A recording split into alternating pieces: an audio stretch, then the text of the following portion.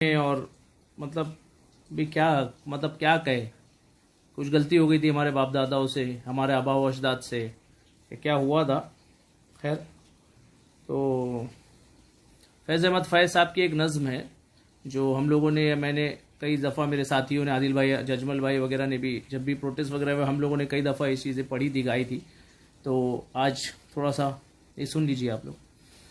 हम देखेंगे, हम देखेंगे, लाजिम है कि हम भी देखेंगे, हम देखेंगे, लाजिम है कि हम भी देखेंगे, हम देखेंगे। वो दिन के जिसका वादा है, जो लोहे अज़ल में लिखा है, हम देखेंगे, हम देखेंगे। जब जुल्मों सितम के कोहे गरा रूई की तरह उड़ जाएंगे, हम महकूमों के पांव तले, हम महकूमों के पांव तले। ये धरती धड़ धड़ धड़केगी और अहले हकम के सरों पर ये बिजली कड़कड़ कड़केगी, हम देखेंगे, लाजिम है कि हम भी देखेंगे, हम देखेंगे। बस नाम रहेगा अल्लाह का, बस नाम रहेगा अल्लाह का, जो गायब भी है हाजिर भी, जो मंजर भी है नाजिर भी।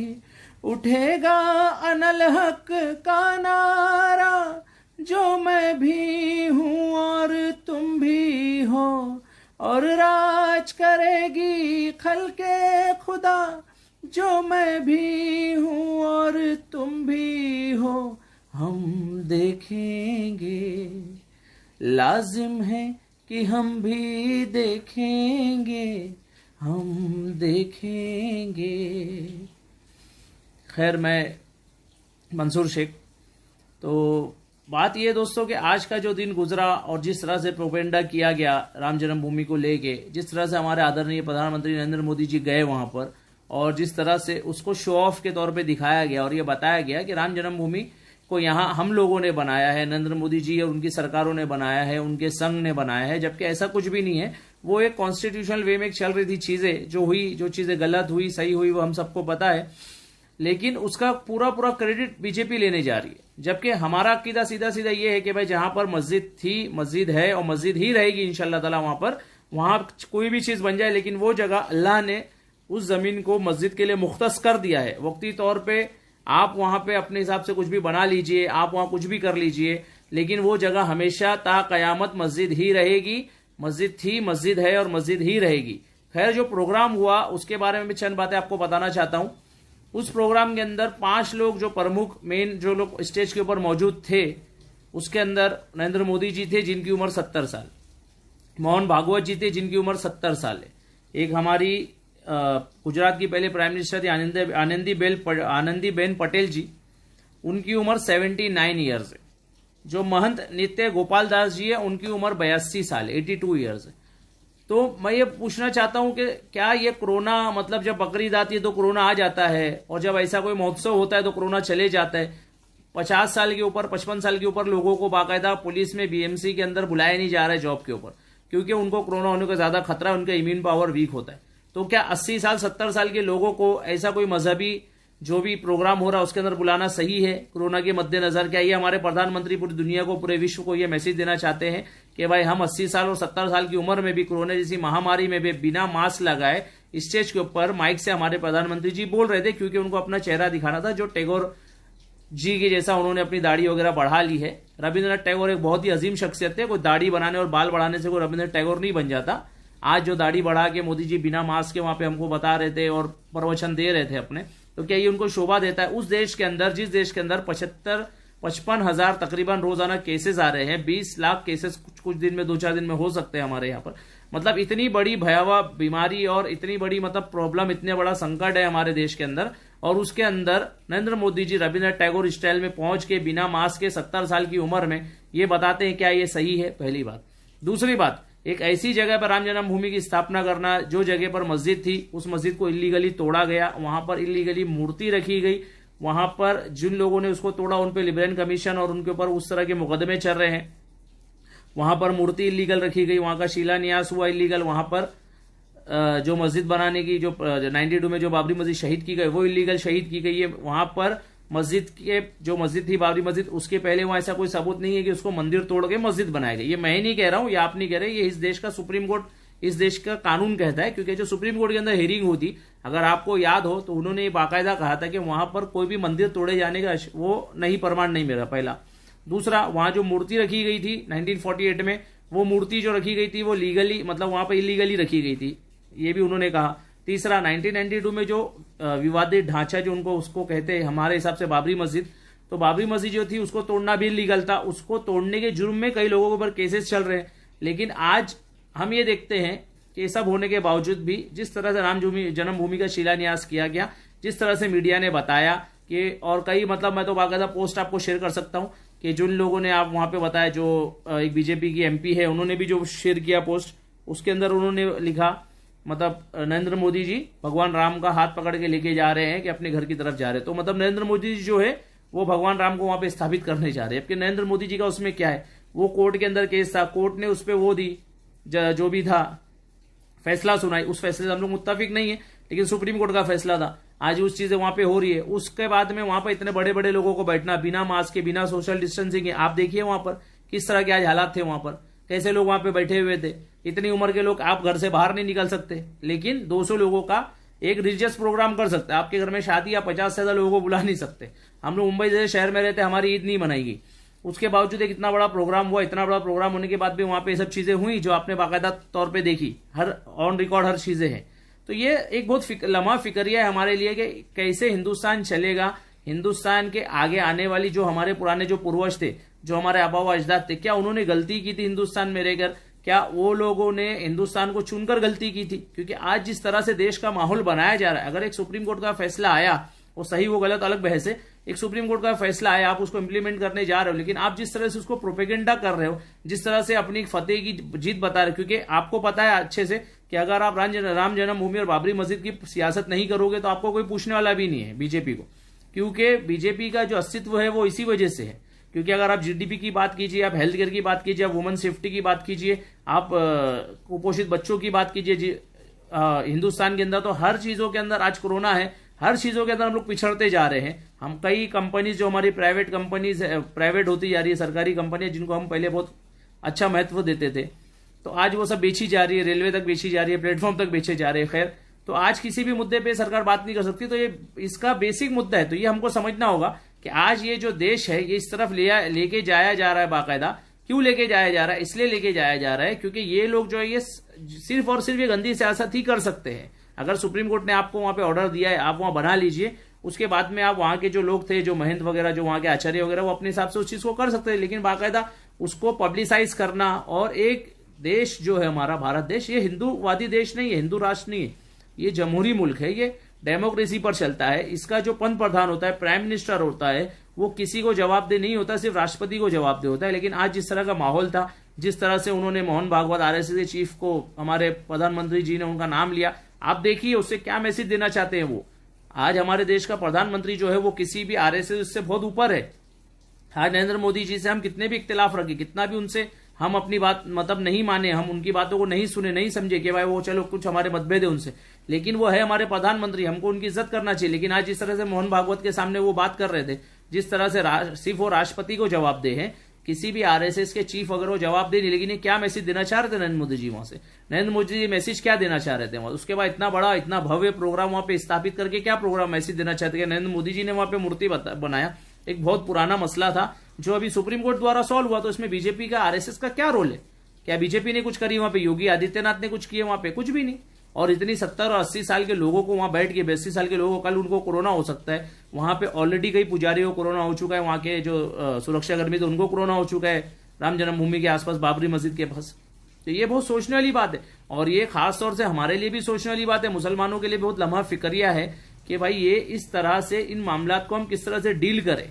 आप ये ध्यान रखिए कि जब बाबरी मस्जिद थी वहां पर उसमें उसके साथ क्या क्या चीजें हुई, और आज हम पार्टीशन हो गया, पार्टीशन होने के बाद आज हम किस स्थिति पे लेके आ गए हैं, और इसमें हमारे को बहुत ज्यादा इस्लाह की जरूरत है। हमको ये सोचना होगा कि आज जो हमारी पिछली नस्ल थी उन्होंने किस तरह से, उनकी क्या गलतियां रही, जो अच्छे भी काम किए होंगे, जो गलतियां भी रही होंगी, और आगे हम किस तरह से अपनी नस्ल को सुधारें, किस तरह से हम इस्लाम का दामन अच्छे से पकड़े, किस तरह से हम बैतुल माल कायम करें, किस तरह से हम अपने समाज की इस्लाह की तरफ जाए, ना कि हम जज्बाती होकर कुछ भी ऐसी बातें करें जिससे दूसरों को फायदा हो। आप ये सोचिए आज कितनी भी बड़ी चीजें होती हैं, मैं सब चीजें बोलना नहीं चाहता हूं, लेकिन हम अपने जब भी कोई मजहबी फरीजे की बात आती है, हमारे अलग अलग मसलक है, हम उसमें फौरन जुड़ जाते हैं कि भाई ये हमारे मसलक की फला चीज हो रही है, हमारे मसलक की फला चीज हो रही है, आज हम यहाँ पे फौरन चले जाएं। लेकिन जब ये बात होती है कि भाई रोड पर आना है, एनआरसी सीए का मुद्दा है, तो हम रोड पे कब आते हैं? आज नजर नियाज की बात हो, मजलिसों की बात हो, या जमात में जाने की बात हो, या सीरतुल नबी कॉन्फ्रेंस की बात हो, हमारा हर मसलक अपने अपनी चीजों में उलझा हुआ, अपनी अपनी चीजों में लगा हुआ। अरे भाई आप लगे रहिए, आप नजर नियाज कीजिए, जमातों में जाइए, मजालिस अटेंड कीजिए, सीरतुल नबी कॉन्फ्रेंस कीजिए, कोई हर्जा नहीं है इसके अंदर, इस्लाह की काम करना ही चाहिए हमको इस्लाह। लेकिन जब मुद्दा आता है हमारे कौम पर, जब हमारे कौम पे कोई भी मसले मसाइल पैदा होते हैं, हमारी कौम के अंदर कोई भी चीजें आती हैं, तो उसके लिए भी तो निकलिए आप। जब सीए एनआरसी के प्रोटेस्ट हो रहे थे तो कहां हमारी जमातें चले जाती, हमारे जितने भी अकाबरी ने जो हमारे मसलकी जो चला रहे चीजों को, वो कहां चले जाते, क्यों नहीं निकल के आते? आज ये इस तरह के फैसले हमारे ऊपर होते ही रहेंगे। आप यकीन जानिए, ट्रिपल तलाक का मुद्दा, आर्टिकल 370 का मुद्दा, उसके बाद बाबरी मस्जिद का मुद्दा, फिर अभी राम जन्मभूमि का मुद्दा, इसके बाद सीए एनआरसी का मुद्दा, ऐसे कई मुद्दे आपके ऊपर लाके थोपते जाएंगे ये लोग, क्योंकि इनके पास मीडिया है, इनके पास पावर, इनके पास पैसा है। लेकिन आपके पास क्या? आपके पास इत्तेहाद है। लेकिन अगर आप बिखरे रहे, आप टूटे रहे, आपने अगर अच्छे से उन सब चीजों को नहीं शामिल किया, आप अगर चीजों को नहीं बताएंगे, लोगों को एकजुट नहीं होंगे, अगर हम मसलक के नाम पे इसी तरह लड़ते रहेंगे, बिगड़ते रहेंगे, तो ये हमारा हाल इसी तरह से होते रहेगा। आप ये समझिए, जिस तरह से हम लोग आज कोशिश कर रहे हैं कि भाई आगे लोग आए, लोग निकले, लोग अपनी बातों को रखे और सब तमाम चीजें अच्छे से हों, लेकिन जब ये मसला पैदा हो रहा है कि भाई जहां पर भी मसलक की बात आती है वहां पे हम लोग फौरन जुड़ जाते हैं, लेकिन जहां पर भी इस्लाम की बात आती है, जहां पर भी कानून की बात आती है, जहां पर व्यवस्था की बात, कहीं ज्यादती की बात आ रही है, तब वहां पे हम लोग नहीं जुड़ते। आप बताइए, आज डॉक्टर कफील खान जेल के अंदर है, आज उनकी बेल की सुनवाई थी, नहीं हुई, अगली तारीख दे दी गई। तो क्या हम लोग कब इस पे इकट्ठा होंगे, कब हम लोग जुड़ेंगे, कब हम लोग इन सब चीजों को भी हमारे ईमान का हिस्सा बनाएंगे? नहीं तो हम लोग बिखर जाएंगे, टूट जाएंगे। हमारी नस्लें, याद रखिए आप, अगर इन सब चीजों पे हमने ध्यान नहीं दिया तो आने वाली हमारी नस्लें हमसे सवाल पूछेगी, हमारी नस्लें, हम उनको जवाब नहीं दे पाएंगे, हम उनको जवाब नहीं दे पाएंगे। जब हमारी नस्लें हमसे पूछेगी कि अब्बा सीए एनआरसी पे आपने क्या किया, आप जब दूसरे मजहबी फरीजे अदा कर रहे थे तब आप सीए एनआरसी पे क्या थे? आप देखिए कुछ ही दिन पहले हमारी बकरीद थी, 2-4 दिन पहले, किस तरह से हमको उसमें हरासा किया गया। हमको बकरीद तक मनानी नहीं दी गई, ऑनलाइन मीटिंग्स ये वो करके जो हमारे सेकुलर एमएलएस थे वो भी उसके अंदर उलझे गए। तो आप ये समझ लीजिए हमारे लिए कोई नहीं, आज जितने सेकुलर लोग हैं जिनके पीछे हम लोग ने चले थे आजादी के बाद से, चाहे वो कांग्रेस के लोग हो, चाहे वो समाजवादी के लोग हो, चाहे राष्ट्रीय जनता दल के आरजेडी के लोग हो, चाहे वाईएसआर कांग्रेस के लोग हो, चाहे टीडीपी के लोग हो, चाहे मतलब जितनी भी अनेक सेकुलर पार्टीज है, समाजवादी, बहुजन समाज पार्टी से लेके हर पार्टी, मैं आपको ट्वीट्स दिखा सकता हूं आज कैसे ट्वीट्स किए उन्होंने। आज हर कोई सेलिब्रेट कर रहा है। तो ये सोचिए, ये क्या सेलिब्रेशन का दिन है? ये हमारे लिए काला दिन है, क्योंकि वहां पर हमारी मस्जिद थी, मस्जिद रहेगी इंशाअल्लाह ताला कयामत तक। वो जगह मस्जिद के लिए अल्लाह ने मुख्तस कर दी। ये हमारा अकीदा, हमारा ईमान है। लेकिन सुप्रीम कोर्ट का कानून, इस देश का कानून है, उसमें सुप्रीम कोर्ट का एक फैसला आया है, इसलिए हम उससे बात दें। लेकिन जितने भी सेकुलर लोग थे, आप ये सोचिए, जितने भी सेकुलर नेता थे, आज किधर है वो? आज क्या आप सवाल पूछिए अपने कांग्रेस के लीडरों से, जो कांग्रेस में हमारे भाई है, जो समाजवादी वाले जो है वो अपने समाजवादी, हाँ हेलो जी। तो आज जितने भी हमारे जो लोग हैं, जो समाजवादी में थे, जो कांग्रेस में थे, जो बहुजन समाज पार्टी में थे, जो वाईएसआर कांग्रेस में, जगन रेड्डी की, जो पटनायक की पार्टी में जुड़े हुए हैं, जो मतलब अलग अलग पार्टियों के अंदर जुड़े हुए हैं, आप पूछिए, आज उनसे पूछिए कि आपने जो ट्वीट्स किए हैं, ये किस आम आदमी पार्टी में भी जो लोग जुड़े हैं वो किस तरह से अपने आप को मतलब वो करें। आप ये सोचिए ना, मैं आपको ट्वीट दिखा सकता हूं, अरविंद केजरीवाल से लेके, अखिलेश कुमार से लेके, प्रियंका गांधी से लेके, जगन्नाथ रेड्डी से लेके, हर एक का ट्वीट, हर एक के ऐलानात में आपको बयानात दिखा सकता हूं। तो आप ये समझ लीजिए बहुत अच्छे से कि हम लोग हैं मुसलमान, और मुसलमान का कोई लीडर, कोई रहनुमा नहीं है। जिन सेकुलर लोगों के पीछे हमने आजादी के बाद से तकिया किया, जिनको हमने अपना रहनुमा माना, वो कोई भी हमारा रहनुमा नहीं है। हम सिर्फ मुसलमान हैं और हमारा कोई कायद, कोई रहनुमा, कोई लीडर कुछ नहीं है हमारा आगे पीछे। ये आप सोच लीजिए, क्योंकि जब भी हमको किसी की भी जरूरत पड़ी, चाहे कोई भी हमारा मामला हो, कोई लीडर आगे नहीं आया। डॉक्टर कफील खान की आप बात कीजिए, डॉक्टर कफील खान का फोटो आपने कन्हैया कुमार, चंद्रशेखर आजाद से लेके तमाम सेकुलर लीडरों के साथ देखा होगा। आम आदमी पार्टी तक की कन्विंसिंग की है डॉक्टर कफील खान ने, लेकिन आज डॉक्टर कफील खान के साथ कौन खड़ा हुआ? आज कौन है डॉक्टर कफील खान के साथ? कभी किसी एक का स्टेटमेंट देखा आपने? महबूबा मुफ्ती के लिए स्टेटमेंट आता है, राहुल गांधी जी का, लेकिन डॉक्टर कफील खान के लिए नहीं आता। किसी का स्टेटमेंट, किसी भी सेकुलर इंसान का, सेकुलर लीडर का स्टेटमेंट डॉक्टर कफील खान के लिए नहीं आता। क्यों नहीं आता है? क्योंकि डॉक्टर कफील खान एक मुसलमान है। डॉक्टर कफील खान को अरेस्ट किया गया है, एनएसए लगा दिया गया, लेकिन उनके बारे में कोई बोलने वाला नहीं।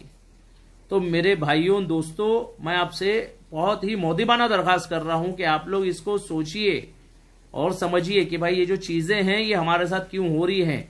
जो गुजर चुका उसको भूल जाइए, लेकिन आगे आने वाली चीजों के लिए आप सोचिए कि आगे कैसे हम लोग अपनी राह चुने, कैसे हम अपने नौजवानों को आगे करें, कैसे सोशल लीडरशिप हम डेवलप करें अपने अंदर, ताकि हमारे अंदर सवाल पूछने की सलाहियत हो लोगों के अंदर। सिर्फ ये मत देखिए कि भाई मैं ये सवाल पूछूंगा नेता नाराज हो जाएगा, ये सवाल पूछूंगा नेता नाराज हो जाएगा। अरे हमको किसी भी नेता, हमको इलेक्शन नहीं लड़ना है, हमको चुनाव में नहीं जाना। मैंने बाकायदगी तौर पर लाखों टाइम, हजारों टाइम लोगों को बोला कि भाई मैं सवालात जो करता हूं हमारे नेताओं, सत्ताधारियों से, जो लोग बैठे हुए सत्ता में, उनसे सवालात जो हम करते हैं तो ये इसलिए करते हैं ताकि माशरे की इस्लाह हो। हम इसलिए नहीं सवाल कर रहे कि हमको इलेक्शन लड़ना है या हमको इलेक्शन में जाना है या हमारा कोई मकसद है, हमको हराम कमाई कमाना ही नहीं है। लेकिन जब सवाल आता है ना मेरे भाइयों, तो आप अपनी गली के कचरे से लेकर, अपनी मस्जिद की सफाई से लेकर, अपने मोहल्ले की सफाई से लेकर, पानी नहीं आने से लेकर, कचरा नहीं उठने से लेकर, बड़े बड़े ब्रिजेस क्यों नहीं बन रहे, उनकी खस्ता हाल, हर चीज पे सवाल पूछिए, अपनी कौम पे सवाल पूछिए।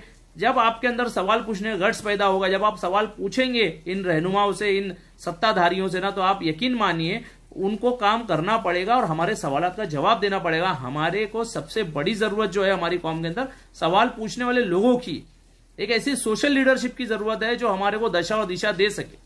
मैं तमाम नौजवानों से दरखास्त करता हूं, बहुत ही मौदिबाना दरखास्त है। आज तो वैसे ही बहुत दिल दुखा हुआ है। आप लोग मेहरबानी करके, नहीं तो आप याद रखिए, आप किस सफ में चले जाएंगे। और देखो, मरना हर एक को है भाई, कोई भी जिंदा रहने के लिए तो आया नहीं है। आज यहाँ हम लोग बैठे हैं, मैं कुर्ला में रहता हूँ, 100 साल पहले क्या मैं था क्या? जो लोग 100 साल पहले कुर्ला में रहते तो वो आज है क्या? नहीं है। तो मैं भी नहीं रहूंगा, आप भी नहीं रहेंगे। आप ये ध्यान रखिए, 100 साल पहले जो लोग थे वो आज मौजूद नहीं है। 100 साल बाद मैं मौजूद नहीं रहूंगा, आप मौजूद नहीं रहेंगे। तो ये सोचिए। लेकिन जब हश्र के मैदान में हम खड़े होंगे, हश्र के मैदान में अल्लाह के सामने हम रुझोगे, तो क्या जवाब देंगे हम अल्लाह ताला को? क्या मुंह दिखाएंगे अपना? हमारा अमाल है ऐसे कि हम अल्लाह के सामने खड़े होंगे? क्या जवाब देंगे हम अल्लाह को कि भाई मैं फला था, मैं धमाका था, मैं ये मसलक को फॉलो करता था, मैं उसको? अरे भाई, खुदा के वास्ते मुसलमान बन जाओ मेरे भाइयों, खुदा के वास्ते मुसलमान। क्योंकि जितना जुल्म हो रहा है आप लोगों पर, जितना जुल्म हमारे पर हो रहा है ना, ये और बढ़ेगा। हम अगर मसलक के उसमें बिगड़े पड़े रहेंगे, हम दूसरे मसलक इसमें जाएंगे। अरे मसलक पे चलिए, कोई हर्जा नहीं है मसलक पे चलने में। अगर आपको लगता है कि भाई मेरा मसलक सही है, ये चीजें सही है, आप उस पर चलिए। लेकिन जब रोड पर आप आइए ना, तो रोड पे सिर्फ आप मुसलमान हैं, ये बात ध्यान में डाल दीजिए। रोड पे हम कोई शिया सुन्नी अहले हदीस देवबंदी नहीं है, हम सिर्फ मुसलमान। हमको अल्लाह ने नाम दिया मुसलमान, और हम सिर्फ मुसलमान है, हुजूर पाक आका सल्लल्लाहु अलैहि वसल्लम के मानने वाले। बस ये ध्यान रखिए। आप घर में, अपनी मस्जिदों में, आप जिस मसलक को फॉलो कर रहे हैं फॉलो कीजिए। क्योंकि आप ध्यान रखिए, ये मसलकों के नाम पर ही हमको हमारे अंदर चेंजेस लाए जा रहे हैं। शिया को सुन्नी से लड़ाई है, सुन्नी को देवबंदी से लड़ाई है, देवबंदी सुन्नी को अहले हदीस से लड़ाई है। अरे क्या है ये सब अल्लाह के घर, अल्लाह की मस्जिदें हैं। हर मस्जिद हमारी है, चाहे किसी भी मसलक की हो। और ये लड़ा के हमको आज इस लेवल पे लेके आ गए कि हम कुछ बोलने वाले नहीं। आज एक फिरके के ऊपर कुछ चीजें होती है, जब डॉक्टर जाकिर नाइक के ऊपर कुछ चीजें हुई तो वो अहले हदीस थे, तो इस पर हमने सवालात नहीं उठाए। फिर मौलाना साद के ऊपर जब बोला गया तो देवबंदी थे, तो हम लोग खामोश हो गए। जब बाद में अभी हजरत मोइनुद्दीन गरीब नवाज, हजरत मोइनुद्दीन सरकार के बारे में बोला गया, तो फिर ये कि भाई सुन्नी है, लेकिन हमको एकजुट होना पड़ेगा। क्योंकि ये जो दुश्मन है, वो दुश्मन के लिए सब मुसलमान है, चाहे कोई भी हो। दुश्मन के लिए सब मुसलमान है, आप, मैं, हर कोई मुसलमान है। ये ध्यान रखिए भाई। आज डॉक्टर कफील अंदर है, सोबतें झेल रहा है बेचारा, वो ऐसे से नोट्स दे रहा है कि आप पढ़ेंगे, उनका वीडियो देखेंगे, आपको रोना आएगा, आपके रोना नहीं बंद होगा। लेकिन क्या हो रहा है, क्यों नहीं वो उनके साथ कुछ हो रहा है इंसाफ? क्योंकि वो मुसलमान है। और क्या कर रहे हैं उनके लिए? फेसबुक के ऊपर कुछ लिख दे रहे, फेसबुक पर वीडियो बना ले रहे, और उससे डॉक्टर कफील आजाद नहीं होगी। लेकिन आप अपनी आवाज को इकट्ठा कीजिए। जब भी प्रोटेस्ट हो, अभी कुर्ला में जब भी प्रोटेस्ट हुआ, 3-4 प्रोटेस्ट के अंदर हम लोग 10,000 5,000 लोग जमा हुए। हम लोगों ने इलायची में प्रोटेस्ट किया, 8-10 हजार लोग उसमें जमा थे। लेकिन क्या इतनी 8-10 हजार की तादाद है हमारी? आप ये सोचिए, हमको कम से कम 1 लाख लोगों को जमा होना चाहिए कहीं पर भी प्रोटेस्ट के अंदर। अगर हम 1 लाख लोग जमा हो जाएंगे, कोई हटा नहीं पाएगा हमको, कोई वहां से हमको नीच तो नाबूद नहीं कर पाएगा। और हमारी नस्ल हमसे सवाल पूछेगी तो हम उसको जवाब देंगे, बेटा हमने किए थे। देखिए, जुल्म के खिलाफ खड़े होना मैंने मुतअद्दिद बार अपने स्पीचेस में कहा कि जब एक आग लगी थी ऑस्ट्रेलिया में, एक मिसाल के तौर पे कई हजार किलोमीटर की आग थी, उस पर एक चिड़िया आती है और एक अपनी चोंच के अंदर, इतनी सी चोंच है चिड़िया की, पानी भर के लाके उसके अंदर डालती है ताकि आग बुझ जाए। क्या आग बुझेगी? नहीं बुझेगी। एक गिरगिट साइड में खड़ा है, गिरगिट फूंक मार रहा है उसको, उस गिरगिट को फूंक मार रहा है गिरगिट, और फूंक मारने से क्या ताकि वो आग बढ़ जाए। तो क्या आग बढ़ेगी? नहीं बढ़ेगी। लेकिन रोजे महशर के अंदर जब उस चिड़िया का हिसाब होगा तो वो आग बुझाने वालों में लिखी जाएगी, गिरगिट का हिसाब होगा तो आग लगाने वालों में लिखा जाएगा। तो ये आज आपको तय करना है कि आपको चिड़िया बनना है, गिरगिट बनना है। और याद रखिए, अगर आप खामोशी से अपने घर में बने रहे तो हवशर में अल्लाह को जवाब नहीं दे पाएंगे, फिर आप उस गिरगिट की फहरिस्त में शुमार होंगे। यकीनन हम लाचार है, हम बेसहारा है, हम गरीब है, हम जाहिल है, यकीनन है, लेकिन हम खुददार हैं, हम ईमान वाले, हम हिदायत याफ्ता लोग हैं। आप ये सोचिए, इस सब चीजों को सोच के आप अपने घरों से निकलिए, इन सब चीज को सोच के आप आवाज उठाइए। जब भी जरूरत पड़े, आपको कोई भी पुकारे, किसी भी मसलक का, कोई भी मुसलमान, कोई भी सेकुलर भाई हमारा, कोई भी हिंदू भाई, क्योंकि बहुत से प्रोटेस्ट में मैंने देखा लोग हिंदू भाई भी हमारे जुड़े हुए थे, तो आप उनकी आवाज पे लब्बैक कहें, उनके लिए जाएं, अपने वक्त की कुर्बानी दें। कहीं भी कोई भी कुछ भी हो तो उसमें आप बढ़ चढ़ के हिस्सा ले, क्योंकि आपकी खामोशी से आज ये जुल्म हो रहा है हमारे ऊपर। अगर हम बोलना शुरू कर देते तो हमारे पे जुल्म नहीं होता। यूसुफ मरवानी का नाम सुना है आपने? सुभाष चंद्र बोस जब गुजरात के अंदर सबसे चंदा जमा कर रहे थे आजाद हिंद फौज के लिए, तो यूसुफ मरवानी वो रईस आदमी थे जिन्होंने 1 करोड़ रुपए का चंदा दिया था 1920 में। कभी सुना क्या आपने नाम उनका? ये हमारे आबा व अजदाद थे। 1920 में 1 करोड़ रुपए की चंदा दिया था। ये 1940 में 1 करोड़ रुपए का चंदा यूसुफ मरवानी ने दिया था सुभाष चंद्र बोस को आजाद हिंद फौज बनाने। सोचिए आज कई हजार करोड़ हो जाएगा आज की तारीख में। 1 करोड़ रुपए का चंदा दिया था। तो वहां पे उनके घर के अंदर एक बूढ़ी माँ थी, एक बुढ़ी थी जो रो रही थी, जिसने सुभाष चंद्र बोस से कहा कि मेरे पास 1 करोड़ रुपया नहीं है, नहीं तो मैं आपको दे देती। तो सुभाष बाबू ने उनसे कहा कि माँ आप मुझे 1 करोड़ रुपया नहीं दीजिए, उससे बढ़ के आपके पास है, आपके एक नौजवान है, बेटा है, आप वो मुझे दिए। तो उनके बेटे का नाम शाहनवाज था। सुभाष चंद्र जी लेके गए, लेफ्टिनेंट शाहनवाज खान के नाम से आजाद हिंद फौज में उन्होंने लड़ाई लड़ी और शहीद हो। तो हम उनकी औलाद है। यूसुफ मरवानी जिसने 1 करोड़ रुपया दिया, वो माँ जिसने अपना जवान बेटा खो दी। आजादी के पहले से लेकर आजादी बाद तक हम कुर्बानी देते ही जा रहे हैं, हम कुर्बानी देते जा रहे हैं। तो ये हमारे आबा व अजदाद थे। लेकिन आज हम क्या कर रहे हैं? आज हम सोशल मीडिया पे बैठ के कोई नाच गाने का वीडियो बना रहे, कोई मजाक का वीडियो बना रहे, कोई वो फॉरवर्ड कर रहे, कहीं कुछ वो कर रहे। अरे भाइयों, ये थोड़ा सा वक्त निकालिए, थोड़ा सा वक्त निकाल के देखिए कि डॉक्टर कफील खान की कुर्बानियां क्या है, खालिद सैफी की कुर्बानियां क्या है। हर मतलब जितने लोगों ने आज आपके लिए खड़े हो रहे, क्या हम उनके लिए खड़े हो रहे? अभी बकरे का एक मसला था, बकरा तलासरी बॉर्डर से गुजरात से नहीं लाने दिया जा रहा था। एक लड़की अकेली तने तना, 2 जन बेचारे वहां पे प्रोटेस्ट करते हुए बैठे हुए थे। तो क्या वो 2 लोग किसके लिए प्रोटेस्ट कर रहे थे? हमारे लिए कर रहे थे। लेकिन आज क्या था वहां पर? कौन जा रहा था यहां से मुंबई से? कितने लोग गए उनसे मिलने के लिए? तो सवाल यही है कि जब भी हमारे रहनुमा आगे बढ़ते हैं, जो अच्छे लोग हैं वो आगे बढ़ने की कोशिश करते, तो उनको पीछे से सपोर्ट ही नहीं मिलता है, तो कैसे आगे बढ़ेंगे? क्यों आगे बढ़ेंगे वो लोग? आप ये तो सोचिए जरा सा। तो मेरी आपसे हाथ जोड़ के गुजारिश है कि जब भी इस तरह के मामला आए, हम लोग बढ़ चढ़ के उसमें हिस्सा लें और सब अपने भाइयों का, दोस्तों का, बुजुर्गों का साथ इसके अंदर चाहिए। लॉजिकली आप सोचिए, प्रैक्टिकली सोचिए कि जब तक दिमाग वाले और अच्छे लोग नहीं जुड़ेंगे, एक अच्छा संगठन नहीं बनाएंगे, आगे नहीं आएंगे, तो हम लोग इसके लिए कुछ नहीं कर सकते। सियासी पार्टियां जो है, सियासी लीडरान जो है, वो सबके सब नपुंसक है। वो सिर्फ अपने घर में बैठेंगे, वो सिर्फ आपको इलेक्शन में आगे डराएंगे, भाई बीजेपी आ जाएंगी तो ये हो जाएगा, बीजेपी आ जाएगी तो वो हो जाएगा, सेकुलरिज्म के नाम पे हमको वोट दो, सेकुलर नाम पे तुम इसको वोट दो। तो क्या सेकुलरिज्म के नाम पे हम 70 साल से आज तक वोट देते हुए आए हैं, डरते हुए कि भाई ये आ जाएगा तो हमारे को खा जाएगा, वो आ जाएगा तो हमारे को, तो क्या हो गया? कोई खाया नहीं। सच्चर कमेटी की रिपोर्ट देखी आपने, 24% आज मुसलमान जेल के अंदर है। आजादी के बाद से कितना बड़ा मामला है ये।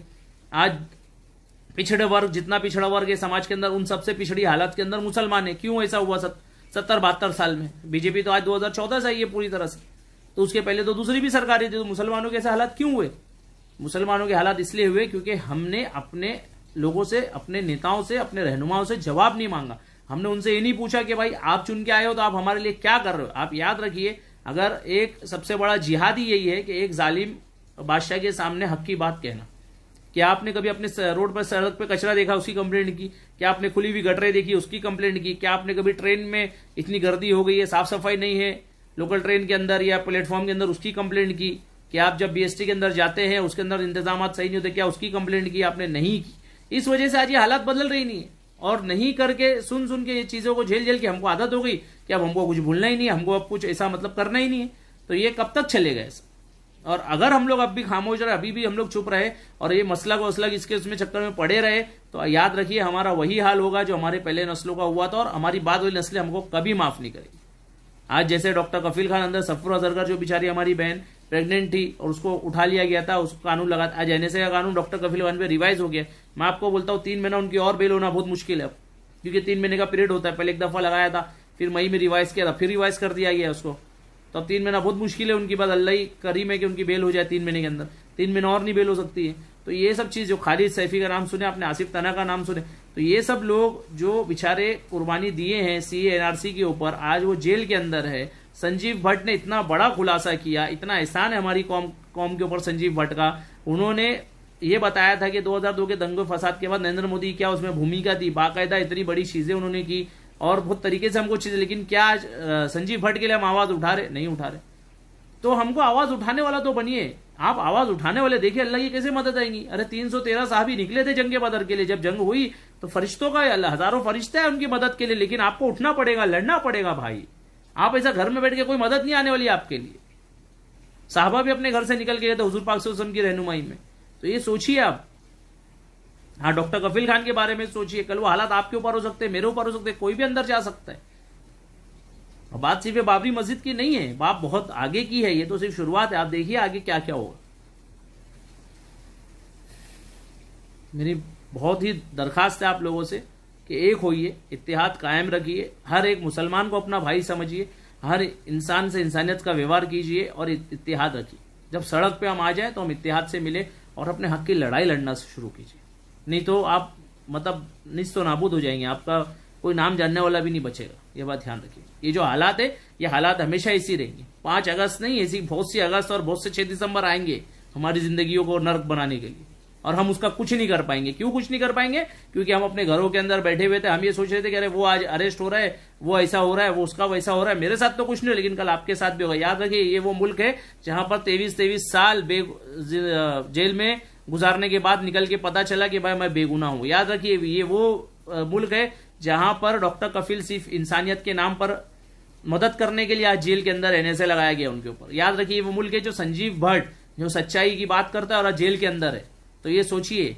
लेकिन डॉक्टर बाबा साहब भीमराव अम्बेडकर का संविधान है, मुल्क का आइन है, उस पर भी सोचिए। हम अच्छी जंग लड़ सकते हैं, हम हमारे आइन से जंग लड़ सकते हैं, हमारी जुडिशरी से जंग लड़ सकते हैं, लेकिन उसके लिए हमको इकट्ठा होना पड़ेगा, हमारे नौजवानों को तैयार करना पड़ेगा, सोशल लीडरशिप पैदा करनी पड़ेगी। हर चीज को एक जोड़ के हमको एक संगठन बनाना पड़ेगा और आगे लड़ना पड़ेगा। एक दूसरे की टांग खींचने से हमको फुर्सत मिलके ये सब काम करना पड़ेगा। आज कोई भी हमारा नौजवान खड़ा होता है, दूसरे उसकी टांग खींचने खड़े हो जाते, भाई इसको क्या जरूरत थी।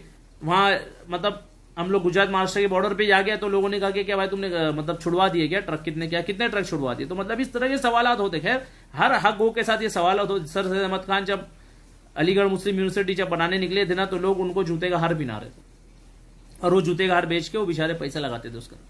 तो जो हक पे रहेंगे उनको तकलीफें भी आएंगी, उनपे सवालात भी उठेंगे, उनको लोग पूछेंगे भी, उनको हर चीज होगी। तो अपने को किसी को डरना नहीं है, ये हम सबके साथ होता है। याद रखिए, अपनी जिंदगी किसी की भी कभी भी खत्म हो सकती है और उसके बाद हश्र के मैदान में जाके आप क्या मुंह दिखाएंगे अल्लाह को।